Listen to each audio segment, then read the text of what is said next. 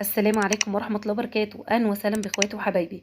يا رب تكونوا بخير، يا رب تكونوا في سعادة، يا رب تكونوا في أتم صحة. وحشتوني جدا جدا من الفيديو اللي فات. قبل ما نبتدي الوصفة هنسمي الله ونصلي على رسول صلى الله عليه وسلم. وصفة النهاردة وصفة سهلة جدا. هتدخلي المطبخ 10 دقايق أو ربع ساعة بالكتير جدا، هتكوني مطلعة الجمال ده معاكي.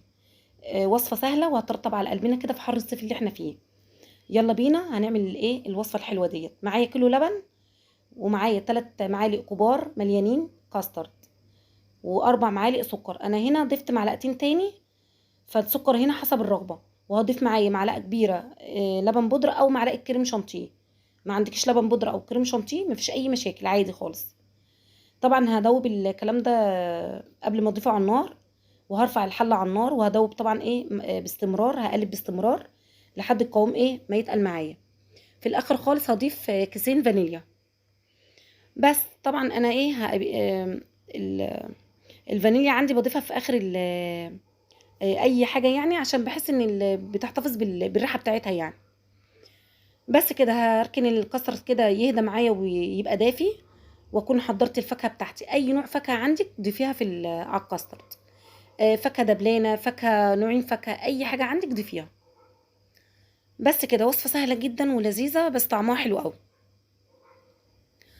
طبعا انا هنا كان عندي مانجا مكعبات مقطعاها مكعبات صغيره خالص، وكان عندي تفاح وعنب وكان عندي موز. فاي فاكهه عندك في التلاجة، فراوله، اي فاكهه ضيفيها.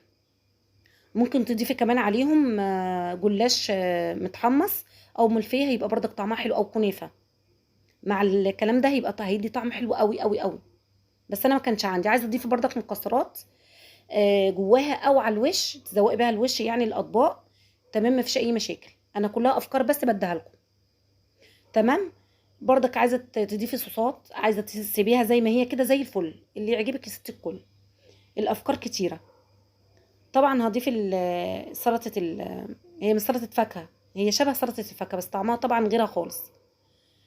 هضيفها في اطباق. انا كان عندي كام واحده كريس كده، هزوق بيهم الكاسات اللي عندي ديت.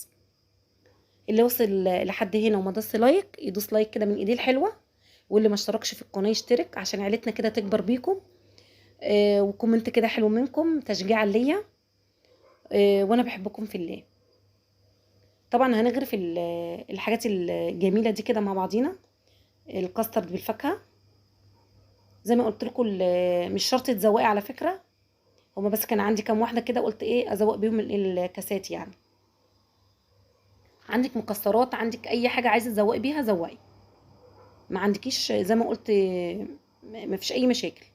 المهم الطعم، المهم طبعا هتبرد، هدخلها التلاجة طبعا تسقع. وطبعا لما تسقع تتماسك كمان معايا، الكسرة هتتماسك معايا. وكل حاجة كده طرية كده ورطبة، ترطب كده على قلبكم الحلو.